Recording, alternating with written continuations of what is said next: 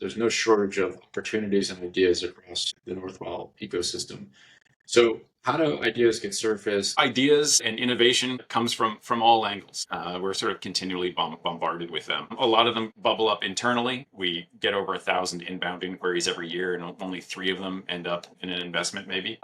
A very rigorous due diligence process there. We've also got an innovation challenge, right, which we're in the middle of running right now, where we explicitly go out to the community and say, bring us your ideas and bring us your innovations. We've got a nice sort of standard form with a series of questions. And we've been doing this for about every 1 to 2 years. But one of the things that was different this year was we actually incorporated AI into the form. So it's not just like a dry web form where you have to type out, here's my idea and here's what the market value is and here's the TAM. On the side of that form, you now actually had a privately hosted, privately tenanted version of Gemini, right, which is Google's large language model, and you could interact with it.